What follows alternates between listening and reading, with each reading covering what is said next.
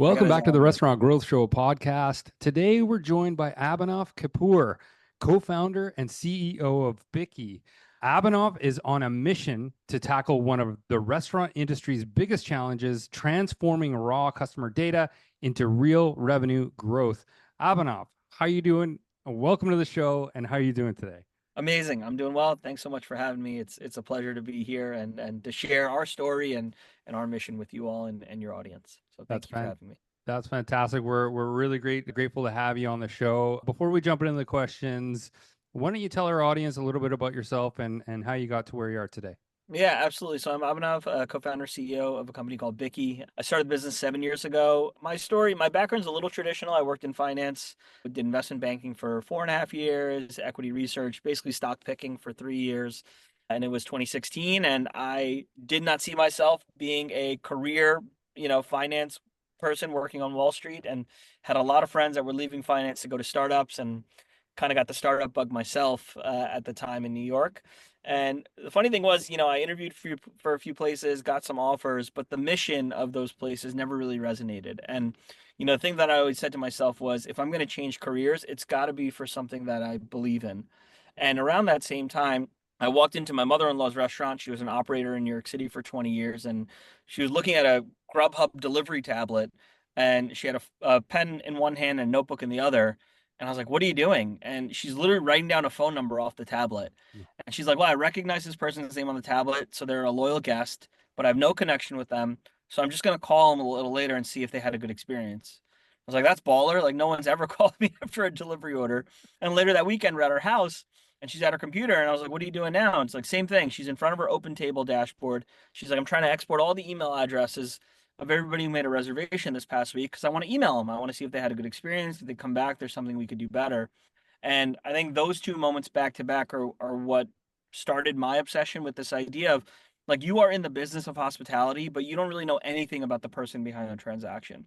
And you have all these questions about these people and their behavior. And if you're launching a prefix menu, like, is it bringing in more people? Is it changing people's behavior? Is it changing their frequency? If you're launching new menu items, if you're raising your prices, she had all these, different levers that she was pulling in the business, and just no real insight into how well and if any of it was working aside from top line sales. I sent out some flyers and sales went up. Maybe it must mean it worked, and there's no real way to isolate any of the impact of all these things that she was doing. And so when I started digging through her business, I found all this treasure trove of data. She had 10 years of phone numbers in her POS, 5 years of online ordering data, 10 years of open table data, and just got, again, like I said, obsessed with this idea of, like, how do we pull it all together and help her understand these people and then help her make decisions on top of that data. We hear this day in and day out on this show, whether it's a restaurateur or other tech entrepreneurs themselves, just talking about how fractured the data and all of the tech stacks are for these poor restaurants who are trying to serve their customers in the best way that Yep. they possibly can. And here's your mother with a pen and a pad trying to write down a phone number from a tablet. It just seems so backwards when we're as tech entrepreneurs, we're here to try and help Right. our merchants. I mean, it's really strange that it's come to this, right? Yeah, and I think, like, this was 2017, so she was probably like one of one at the time. But I think the thing that really changed, not just, I would say, from an industry standpoint or from an entrepreneur standpoint, was the pandemic, right? Like, especially in where we lived in New York, where businesses were shut down, shelter in place orders went into effect, and the restaurant business became 100% digital overnight, right? And so you went from, I think, data being this nice to have about, maybe 20% or 30% of your guests, to, again, the business going 100% digital, and being the only way that you could really understand your business and your guests and who you're serving and how often you're serving them, and if you're making the right choices with respect to your marketing and your menu. And so that, what I like to say is, like, that was the only silver lining to the pandemic, was that it was good for our mission and sort of accelerated adoption. But yeah, to your point, like, it took a while to get there. It certainly did. We've noticed that there's a certain percentage of non-tech adopters, especially in hospitality, and that's exactly what the pandemic did was, force them into this space that hopefully now that they're getting their feet wet and they're turning the tech to be able to help them in what they're doing. Yeah. But taking a Yep. step back here, I just want to ask, like, a career in finance sounds like it could be quite beneficial for you, yet you pivoted into starting Bikky. Like, what was that transition like, and what really sort of sparked that for you? Yeah, I think it's a great question and a very introspective one. I think for me, there were a few things, right? It felt like tech was the future, right? And like that's a cliche, and tech has always been the future, but there wasn't really a prominent startup culture in New York until I would say 2016, 2017. And I think like again, like it was a mix of that growth and feeling that energy around the startup environment in New York City, number one. Number two, it was candidly like looking at my own career trajectory and realizing what it would look like if I stayed in finance for another 10 to 15 years.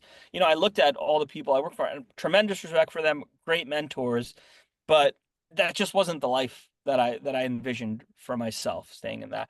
And the third thing was honestly, it was like we just had a baby. I was, my wife had just had our given birth to our first child.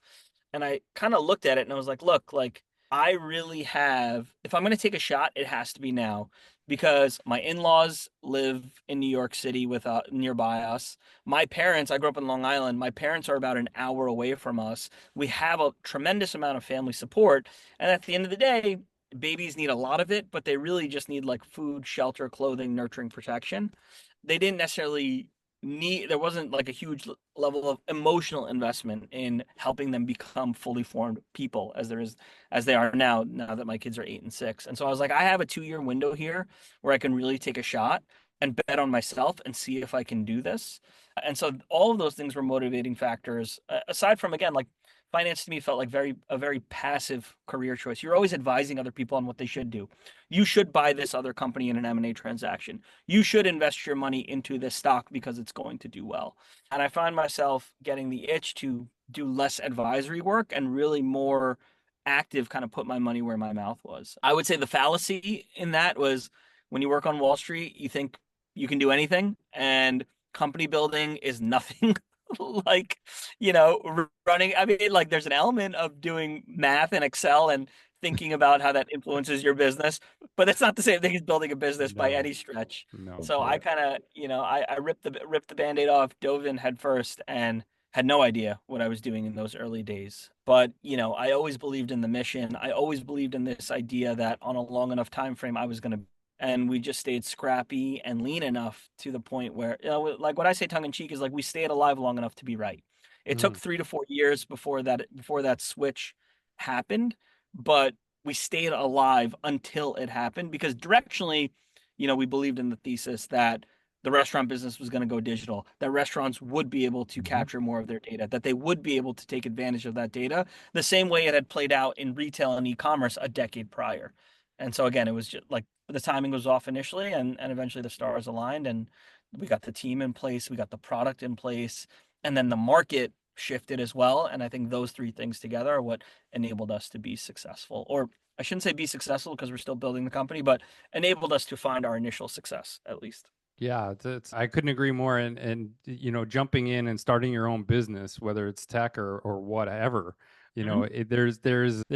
it's like a drug. I'm a serial entrepreneur myself, and each time you just jump into the abyss and you sort of just plug your nose in your ears and just go, is this going to work? And you just, Yep. I like what you said there. Just scrapping, being scrappy and just getting by until the market changes and you're on your way. So I do have a quick question though, as an aside Yep. here.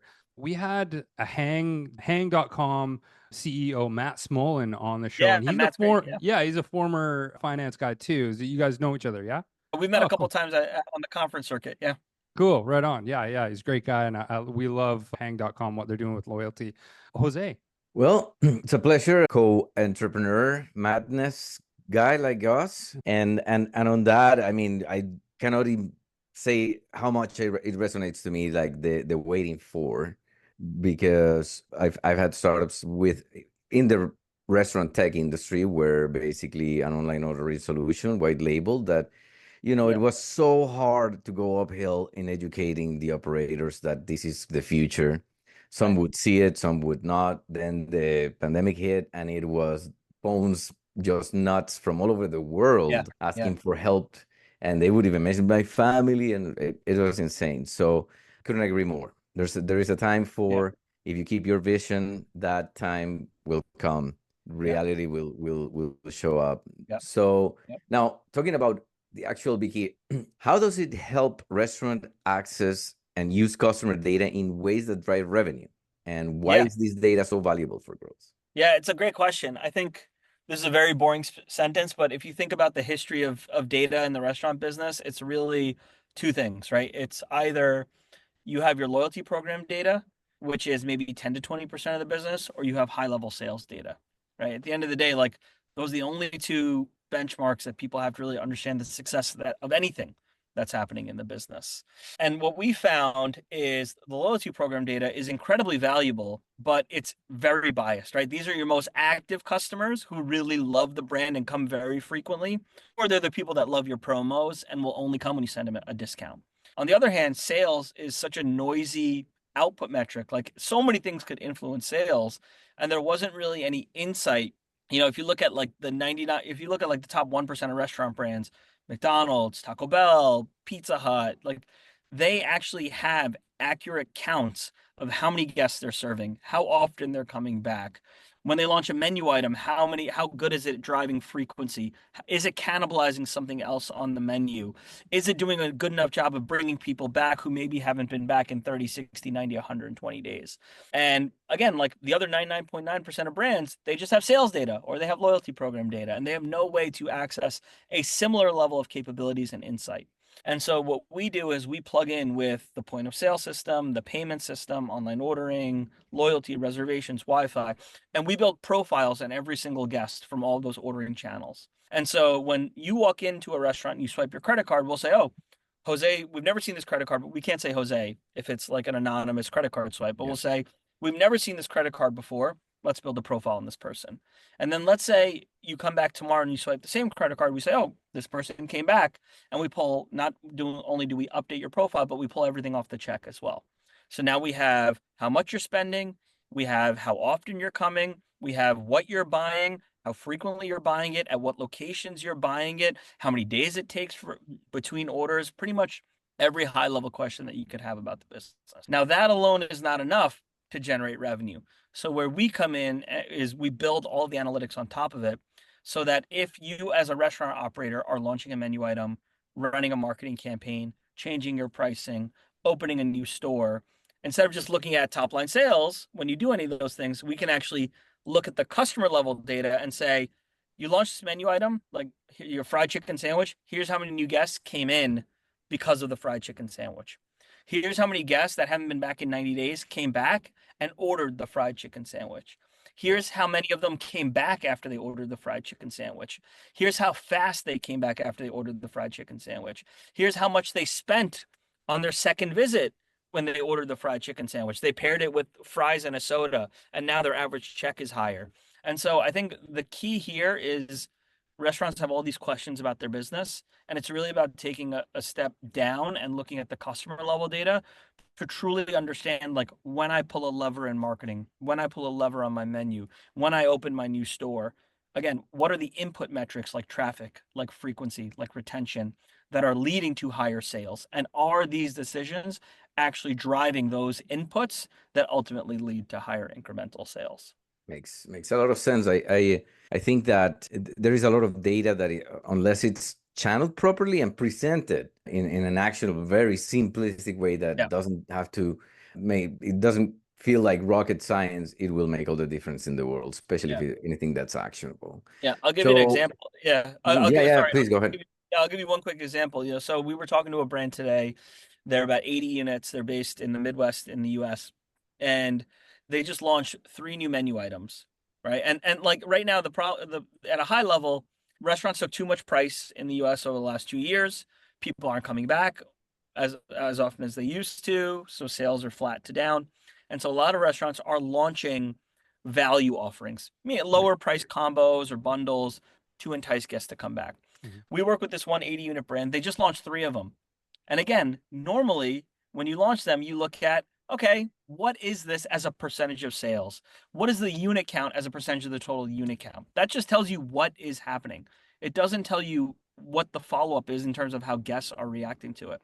And so we looked at those 3 specific items, and we found that the 3 items that they just launched in the last 3 months are now the number 2, the number 4, and number 6 highest retaining items on their menu. And so even though they've only sold 100 of them, of each of Mhm. them in the past 3 months, they know that if they start to scale this thing out, if they put more marketing dollars behind it, they're going to sell a lot of them, and that people are going to come back after they order them. And so even though you have this thing where it's like 2% of sales, right? That doesn't seem Right. super successful.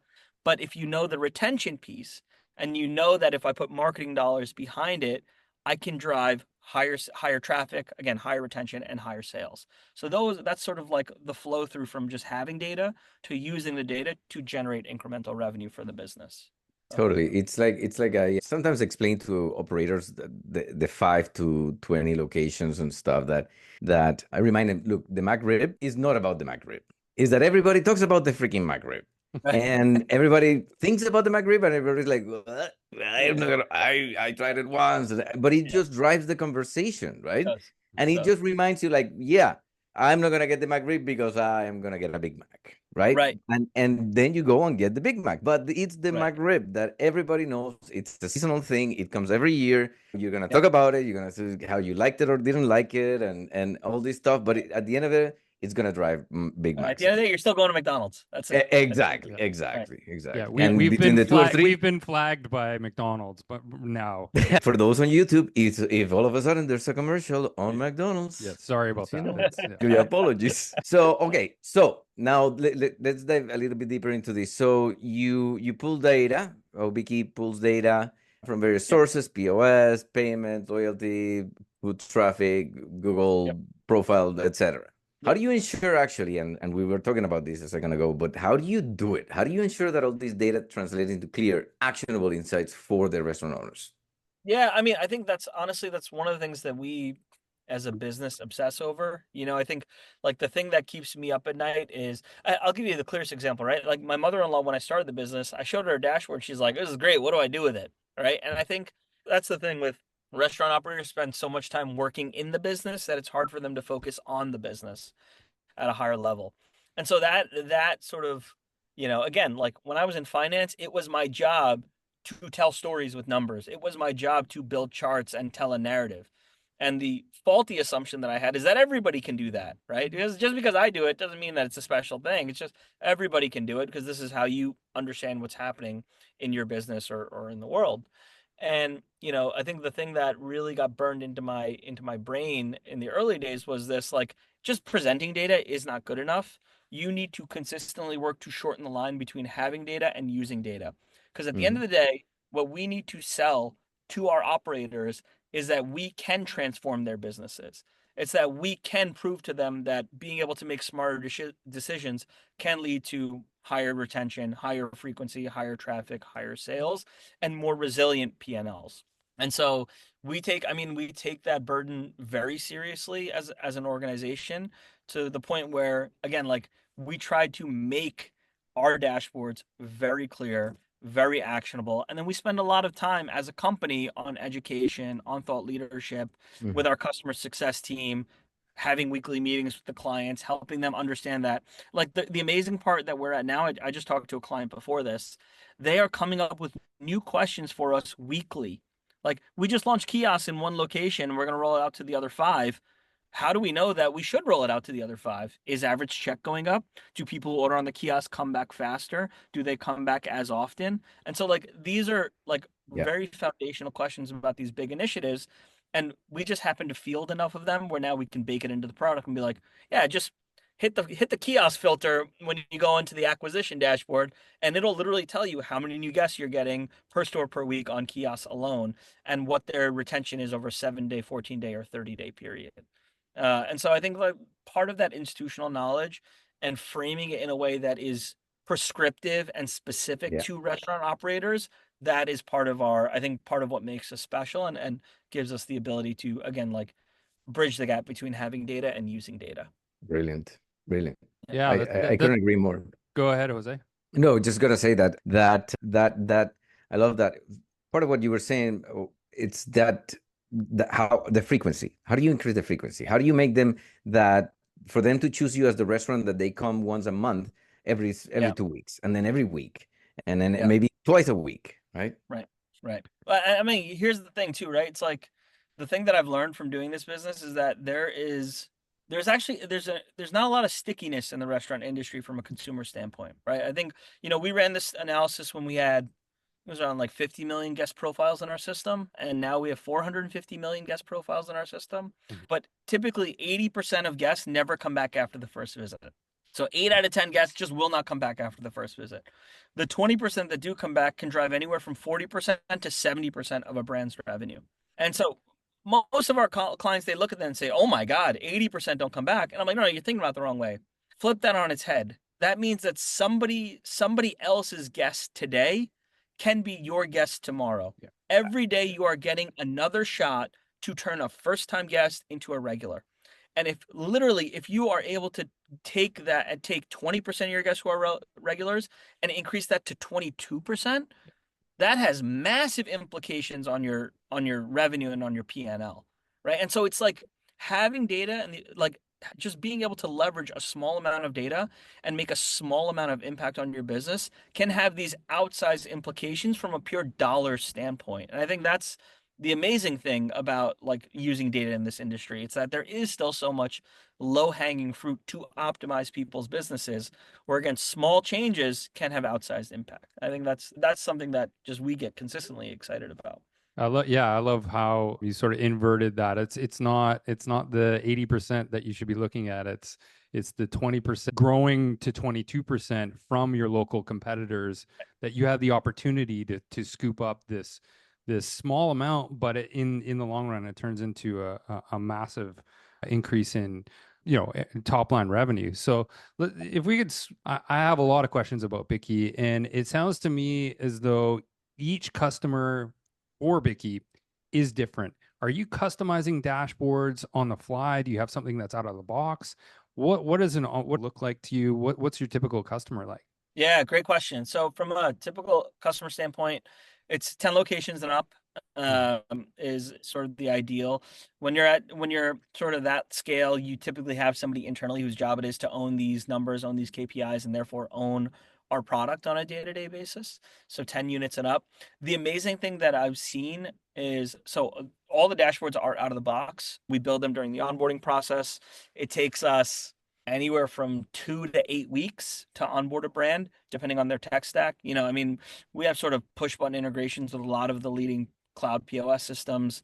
So just 2 weeks to clean the data stream, validate the data, and then give it back to the operators. And then it's like 4 weeks of product training on a week, an hour a week of just what are the things that you care about the most? What are your efforts for the next 6 to 12 months? How do we help you figure out where in the product you can answer some of those questions? So in terms of customizing sorry, go ahead. Sorry. Yeah, I was gonna say the last thing. I think this is the amazing thing that I've seen about our platform and the business at large is that a brand with we have some brands that are 3 or 5 units.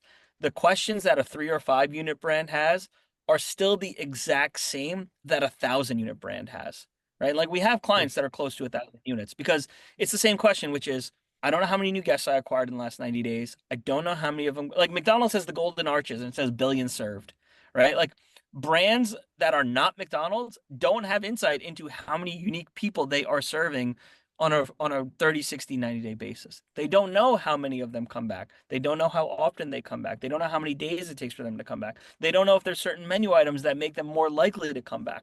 And so the product itself, all the dashboards we built for them are exactly the same.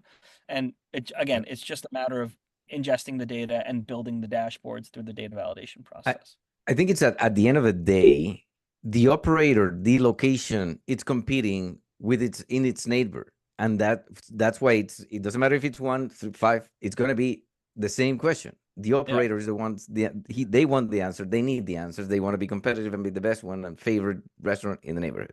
I'm curious about, look, we're talking about a lot of technology here. We're talking about a lot of data. We love that here on the show, but the average restaurateur, they're frightened of the spreadsheets What's that? What's that sort of emotion like on the other end when they go, oh my God, this is all these dashboards. Like, what is that like? Yeah, so I mean, the way we frame it is that we replace spreadsheets and yelling, because at the end of the day, what people do is they export data from all these systems, they dump them in a spreadsheet, and then they all yell at each other about what it means. Yep. Sales are up because I launched that marketing campaign. Sales are up, because we launched the menu item. Sales are up because the competitor down the block was closed. And it's all these, I just came off a client call, and the way they framed it was great. They said two things. They said, one, this is a 9-unit brand based here in the Northeast. And they said what they told us was, we feel like we knew who our guests were, but we relied on a lot of anecdata. What that means is that people would have a lot of opinions about, they saw something happen once and they were like, that must happen all the time. Yeah. Right. And really, it's like we were operating in the dark and we pretended that we had night vision goggles based on this anecdata. And then we implemented your platform and we found that our salad, we only sell, it's only 3% of our sales. But when we actually look at the data, it turns out that salad has the highest frequency of what our guests order typically. Because our highest frequency guests, 1 week they come for a salad, next week they come for a premium chicken sandwich. And so salad is the easy, accessible, healthier thing that keeps them engaged on a higher frequency basis. Again, we all had opinions that like maybe we should cut the salad. But then we started working with Bikky and we realized it doesn't really sell as highly as other things, but we should keep the salad because it is a frequency driver. And so I think to your point of it's a question of what I say is like you should be more afraid of not knowing and operating in the dark, right? And I won't say making the wrong decisions, but I would say just operating on gut assumption, right? I think that is the bigger risk, which is just there are other brands that, especially in this environment, costs are going up, competition is going up, you know, competition going up from not just third party delivery or other restaurants, but from grocery and from convenience stores or from eating at home. And so, in terms of like the data is not meant to confuse you. The data, at least the way we think about it, is meant to guide you through this more challenging operational environment so that you are making decisions that can help you build healthier, more resilient businesses. I think the era that hospitality is going through right now is reminiscent of the era, the transition baseball went through into the analytics era where we are right now. And I'm a big baseball fan, so I make this analogy all the time, but it's like it's been pushed back still to this day. But those teams, those organizations that are not adopting analytics into their decision making are the ones that are failing. Yeah, So, totally.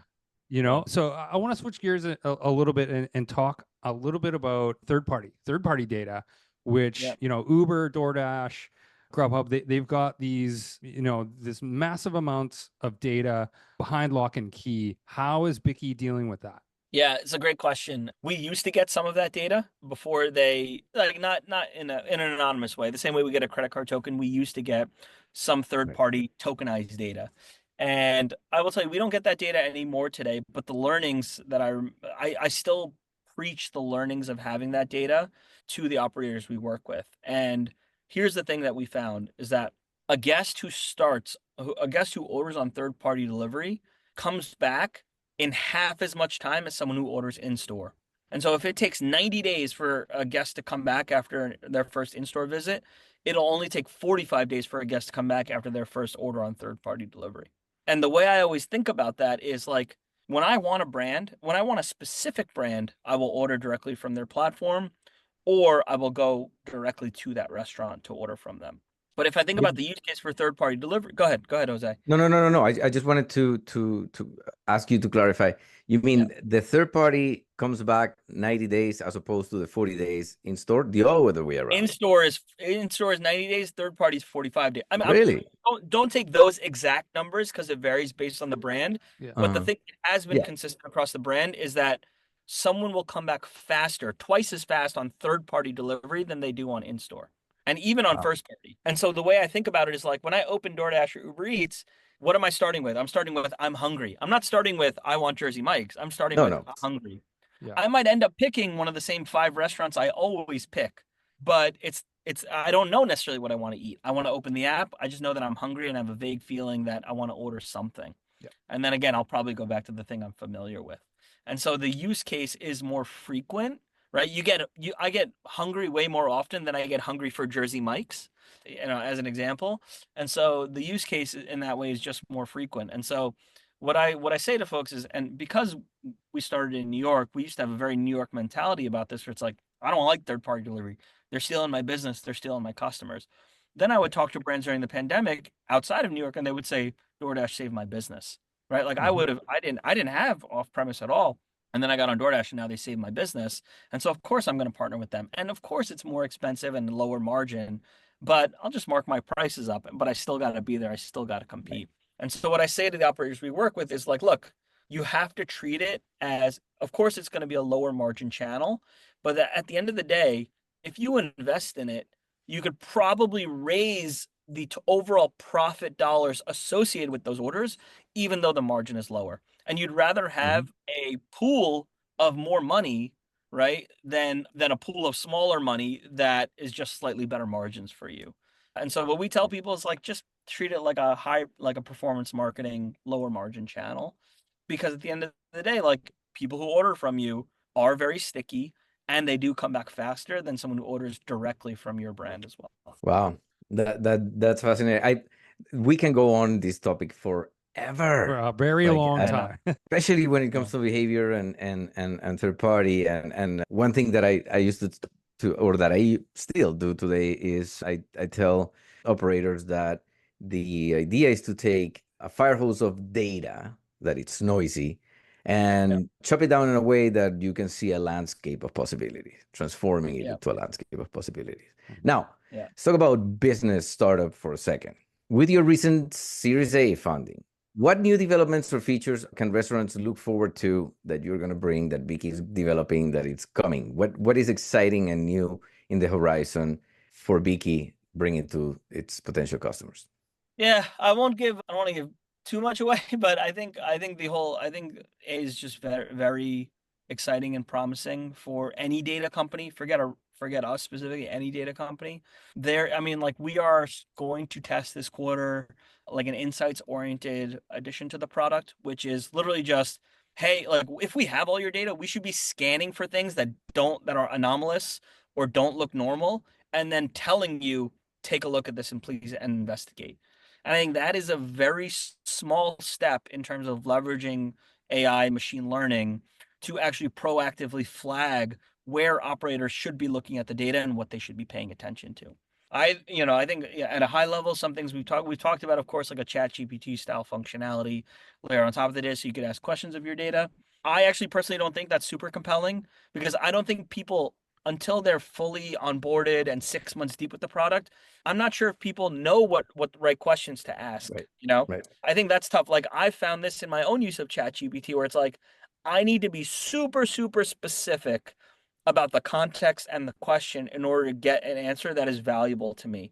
And I think that proactively serving people insights, or proactively using generative AI to generate insights or generate things that people should be aware of, is way more valuable than saying, you give us your inputs, right? As a data company, we should be pushing the inputs to the operators. And so, I think, like, with the funding, obviously comes just building out the team a little bit more, making sure that we have the right customer success people in place, making sure we have the right product people in place, so that we can execute and start to fulfill our potential. But I would say more broadly, like, we're testing some things.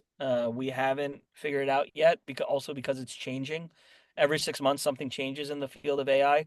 But I really firmly believe that the way that data analytics in general works will fundamentally change when you have just smart computers interpreting the data for you. What I went back to earlier, of that skill of being able to tell a story with numbers, you won't need that skill in the future. I don't know if that's 6 months away, 12 months away, 2 years away, but you won't need that skill in the future. And I think that's a great thing for even me with my business, right? Like, I shouldn't have to dig through all the data to figure out why we're winning deals or losing deals, or where we're getting demand and how our pipeline is growing. I should be able to just, if you have all my data, you should be able to serve that up to me in a more on-demand way.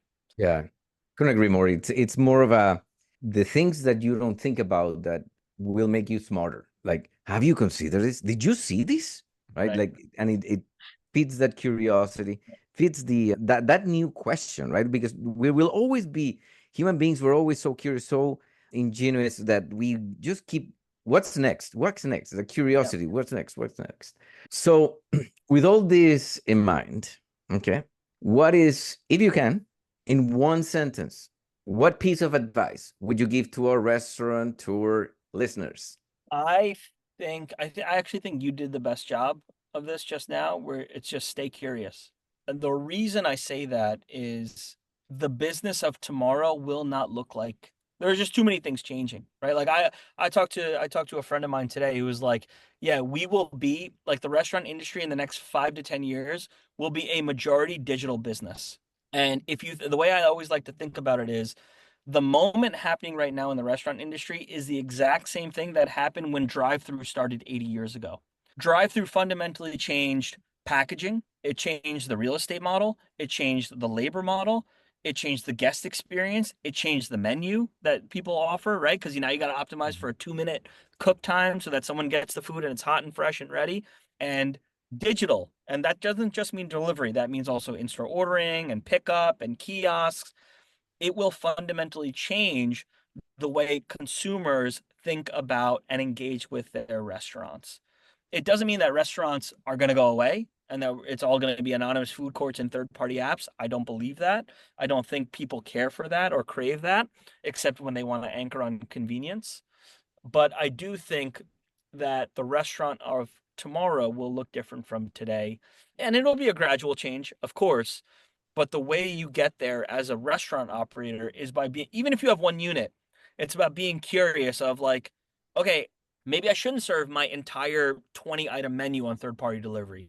Maybe it should be an 8 item menu of my best sellers or most high margin items. And I'm going to remove all the comment boxes so that people can't put in modifiers or requests that slows my kitchen staff down. Like these are questions that you should be asking to optimize that part of the business. And that's very different from how you think about the in-store business. And so I think that level of curiosity and just again, like asking these questions, one question a day, one question a week is enough to start putting you in the right direction towards, transforming your business over time. So Love it. Very, Love it. very, Consistency. yeah, very well said. That's all the time we have for this episode today, Abhinav. Now is your time to plug away. Where can people connect with you? What is your platform of choice? yeah, absolutely. I mean, honestly, LinkedIn, just ABHINAV KAPUR, Abhinav Kapur. I'm probably one of the only 5, I think, with that name on LinkedIn. So you can find me there or Abhinav, ABHINAV at BIKKY.com. I'm always on my email, so I'm happy to respond there as well. Fantastic. Speaking of plugs, this podcast is sponsored by Dine Pricing, real-time restaurant profitability. Dine Pricing uses artificial intelligence to improve restaurant profitability by dynamically updating menus across digital channels like Uber Eats, DoorDash, and Grubhub. Thanks again to Abhinav for joining us. Until next week, say goodbye, Jose. Stay curious and Stay goodbye. curious. Thank you, everybody. Awesome, man. Thank you so much. I know we ran a little Thank bit you. long and we'll let you get out of here, but thank you so much for coming And- on the show. That's awesome. Sorry, Man. Thank you so much. Thank Yeah. you. Thank you. Thank you Abhinav. both. Take Have a care. good one.